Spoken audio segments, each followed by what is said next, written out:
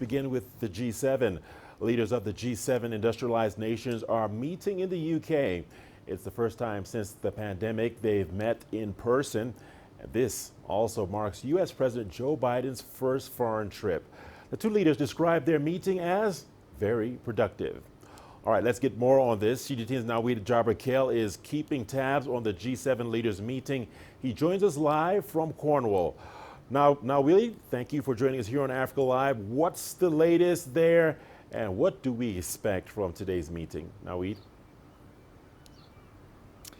Hi, Richard. Yeah, the world leaders arriving here in Cornwall, a small town on the southwest coast of England. St Ives is the town you can see just behind me. Leaders from the US and UK, as you've mentioned, the UK hosting this as it currently has the G7 presidency this year, but then also the leaders of Canada, Japan, the only Asian country among the seven, as well as Italy, France and Germany in attendance as well. But aside from that, 4 other guest countries have been invited that aren't part of the G7, and one of them an African country, South Africa.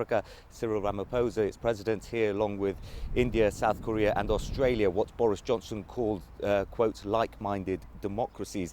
Today's agenda, when the meetings get underway in the next few hours, it's really the double C. Coronavirus, perhaps unsurprisingly, top of the agenda, COVID-19, and ensuring vaccinations are distributed more equitably around the world. That's something that the leaders want to do. President Biden, ahead of his trip, pledged 500 million vaccines to share with the rest of the world. The UK Prime Minister followed that with 100 million from the UK that they want to share.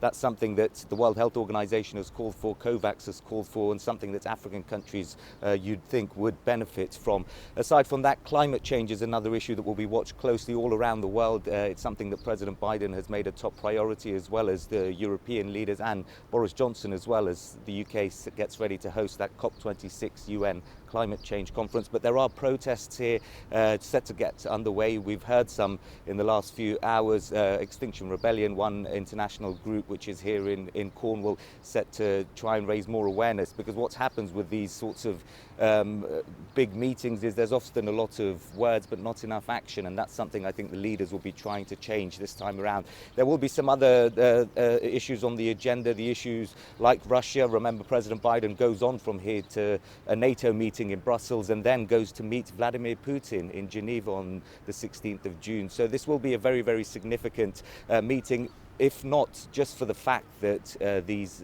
leaders are meeting for the first time since the start of the pandemic in person, the sorts of meetings and diplomacy that were a daily occurrence before the pandemic, something a bit of a rarity. So this will be a high profile meeting, and I think the rest of the world will be watching closely. And just in terms of the last area that Africa will be particularly interested in, I think, is education.